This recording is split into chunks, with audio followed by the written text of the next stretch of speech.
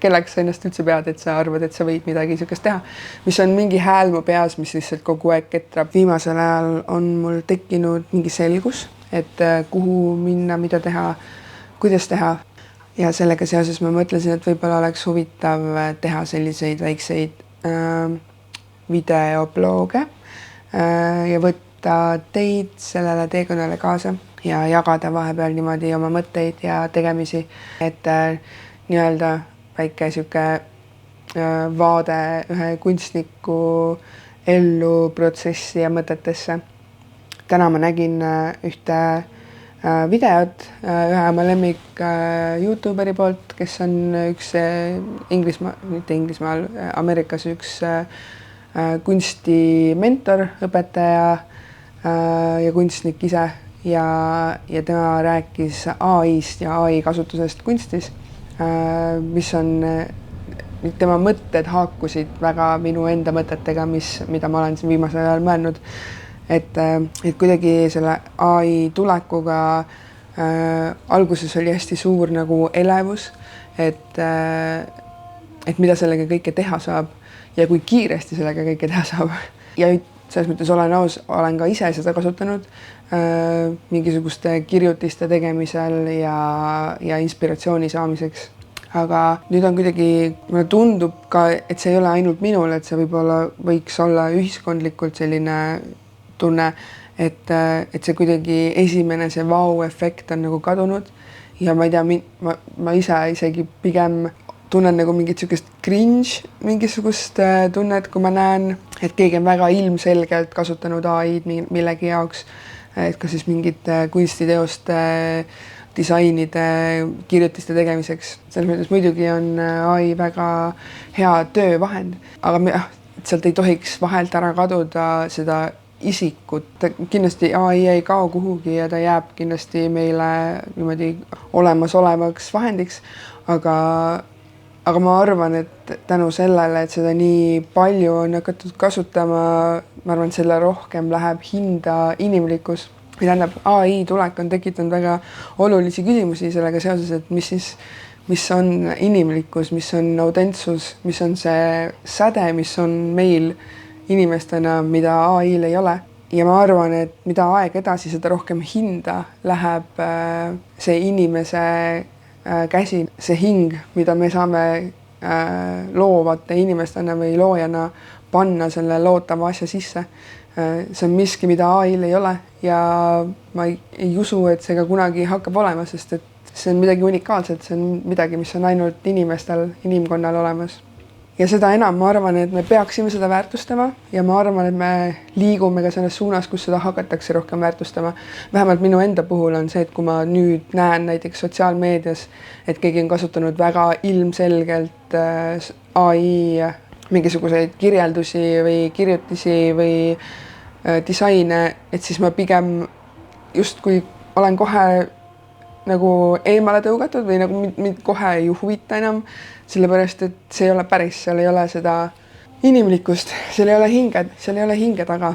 Ja sellepärast ma pigem tunnen, et ma olen nagu kuidagi, et see on eemale tõukav nüüdseks juba minu jaoks. Muidugi jällegi ma kasutan ka ise AI-d oma protsesside optimeerimises, aga ma arvan, et me ei peaks seal juures vahelt ära võtma seda inimlikku osa ikkagi, et see AI on tööriist, ta ei asenda inimest ju ikkagi. Ja ma arvan jah, et me liigume järjest rohkem sinna suunda, kus käsitöö ja nagu see inimese touch läheb rohkem hinda. Ja inimesed on võib-olla rohkem ka sellest huvitatud, mis on lahe selles mõttes siuksed huvitavad mõtted, et seal videos oli küsimus, et kas sina kardad AI-d ja ei karda. Ma arvan, et AI ei asenda ikkagi inimest ja kunsti.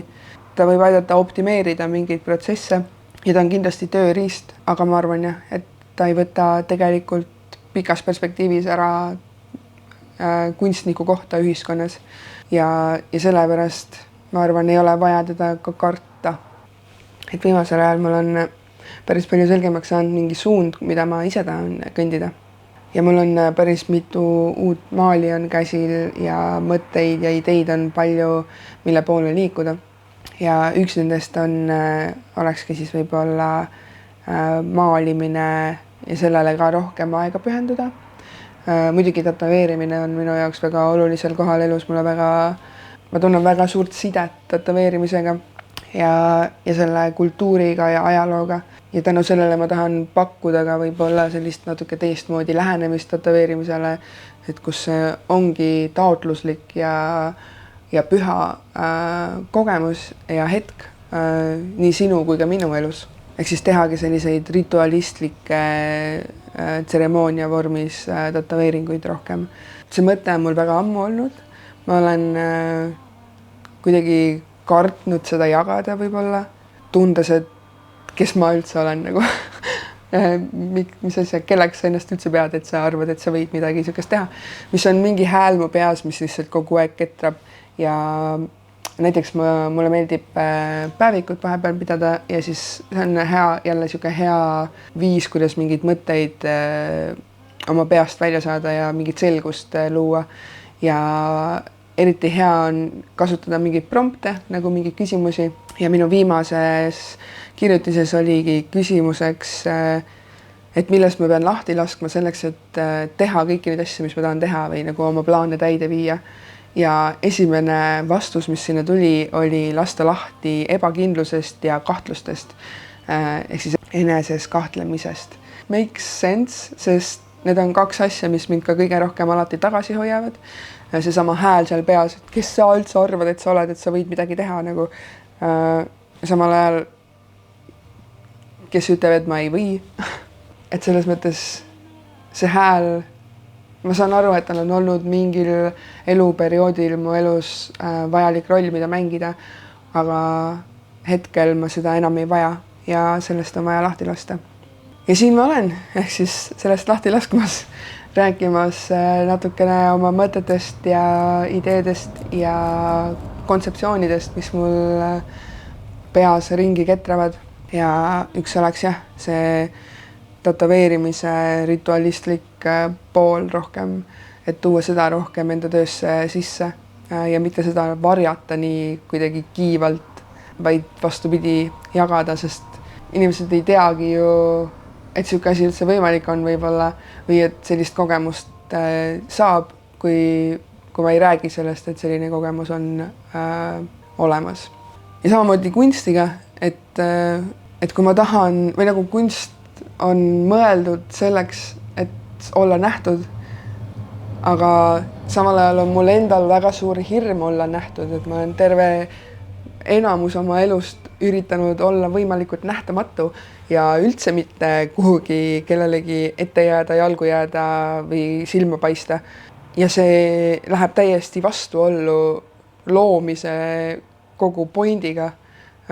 Lisaks sellele, et see on eneseväljendus, kunsti mõte ongi minna maailma ja see on omaette oskus kunstnikuna lasta lahti oma loomest, et see saaks minna maailma, et see saaks minna sinna, kuhu tal on vaja minna. Ja selleks, et seda kõike teha, on vaja saada üle sellest hirmust, olla nähtud, olla kuuldud, olla märgatud ja ma arvan, et see on minu üks hästi suuri katsumusi vähemalt praegusel eluperioodil, et saada sellest hirmust üle. Ühesõnaga jah, hirm olla nähtud, milline veider asi. Samal ajal see on üks põhivajadusi, ma ütleks, olla nähtud, olla kuuldud, et keegi oleks tunnistajaks sinu kogemusele siin elus. Kunagi ammusest ajast ma käisin vanaemaga koos Tartus kuskil mingi kunstniku juures maalimas, ta oli siis nii-öelda kunstimentor ja siis seal me tegime mõned maalid ja mingi aeg ma käisin ka kuskil kursusel koos vanaemaga joonistamas ja põhiliselt pastellidega tegemas mingisuguseid töid. Mulle üldse ei meeldinud käia seal ja kõik need tööd, mis ma sellel ajal tegin, see oli vahemik, ma arvan, äkki 13 kuni 15 vanuses. Et siis kõik need tööd, ma olen neid vältinud nagu kulutuld, sellepärast, et ma kuidagi nende vaatamine tekitab mus ebamugavust, sest see toob kohe esile mingeid mälestusi ja tundeid, mis ma tol hetkel tundsin oma elus. Need tööd sattusid minu kätte mõned aastad tagasi, kui mul vanem ema kolis ja ta ei saanud neid enda käes enam hoida. Ja nad olid minu juures nagu peidus kuskil kapi ja seina ääres. Niimoodi, et ma ei näinud isegi neid ja nüüd ise kolides, siis ma kuidagi sattusin neile peale ükskord ja hakkasin siis vaatama. Ja seekord ma nägin neid teistsuguse pilguga ja teistsuguse tundega, et kõik need emotsioonid ja asjad tulid ikkagi meelde, et ma mäletan, mis tundeid ma tundsin ja neid hetki, kui ma tegin neid, aga need ei mõjuta mu hetkest enesetunnet enam. Ja neid vaadates siis ma otsustasin, et ma jätan 2 tükki nendest piltidest endale ja ma tahan need üle töödelda või selles mõttes täiendada ehk siis rework ida. Üks nendest piltidest on Mahurand, mis on Kunda lähedal üks rannakülake ja meil oli kunagi perega seal suvila, ehk siis me veetsime lapsena õega seal mõnusalt aega, käisime rannas ja ma olen alati olnud rannainimene, mulle väga meeldib meri, ma tahaks elada, mu unistus on elada kusagil mere ääres. Ja siis ma otsustasin, et ma jätan selle mereäärse pildi endale ja ma teen selle paremaks ja huvitavamaks, mis on kindlasti niisugune lahe protsess, mida võiks jäädvustada ka teie jaoks näiteks. Ja teine pilt on väga otsene peegeldus minu tolleaegsest meelteseisundist ja enesetundest. Ma näitan teile seda siin, mul on see kohe siin võtta. Kui ma nägin seda nüüd üle pika aja, siis ma ütlen ausalt, ma natukene naersin, et huvitavad valikud. Samal ajal ma tundsin natukene kaastunnet enda noorema versiooni vastu. Sest ma mäletan neid tundeid, nagu millega see sai tehtud. Ehk siis see pilt on selline. Aga jah, selles mõttes, et läbi oma lapsepõlve, isegi üle poole oma elust ma olen olnud väga negatiivses meelteseisundis. Et ma olen kogenud väga sügavat depressiooni ja mul olid väga suured ärevusprobleemid ja ma tundsin kuidagi, et mu elu ongi üks põrgu lihtsalt ja et sellest ei ole nagu väljapääsu ja see pilt on väga otsene peegeldus sellest tundest ja sellest mõttest. Ja siis ühesõnaga, et nüüd, kui ma seda nagu vaatan, ma enam ei mõtle niimoodi, ei tunne seda tunnet. See tunne oli väga kaua minu sees, et väga suure osa oma elust ma elasin nagu niisuguses nagu raskes pimeduses. Väga raske oli mingit rõõmu tunda. Enam ei tunne neid sellises mastaabis, vaid ma ütleks, et ma olen siis nagu paranenud oma mingites mõtetes, oma hinges, oma südames. Et siis ma kuidagi tundsin, et oleks õige hetk selle pildi juurde naaseda ja ka see rework ida. Tahaksin alles jätta selle tunde ja selle üldise mõtte sellel pildil, aga ma tahaksin seda täiendada selliselt, et see ei ole enam see, et mina elamas põrgus, vaid et ma olen läbinud selle teekonna ja tulnud läbi sellest põrgust ja ma olen selle võrra targem ja parem ja kuidagi ma ei oskagi öelda, et kõik, mis ei olnud mina, põles sellega ära nagu. See ei olnud nagu kerge teekond, aga väga vajalik teekond. Ja ma tahaksin nüüd selle pildi siis rework ida selliselt, et see peegeldaks seda teekonda läbi selle kogemuse siis. Ja ma arvan, et see võiks olla ka niisugune huvitav projekt, kuhu teid kaasa võtta ja mida jälgida. Ja mul juba mingid mõtted on, et kuidas seda lahendada. Nii et ilmselt juba õige pea näete mingisugust progressi.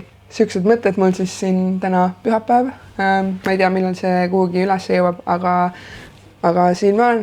Ja see on minu lubadus endale, et ma teen kõik need asjad, mida ma tahan ja soovin ja millest ma unistan, et ma teen need kõik ära. Ja see siin on esimene samm olemaks olla nähtud, olla kuuldud, olla märgatud ja nii on. Ma olen väga elevil, huvitav teekond on olnud, on praegu ja saab olema.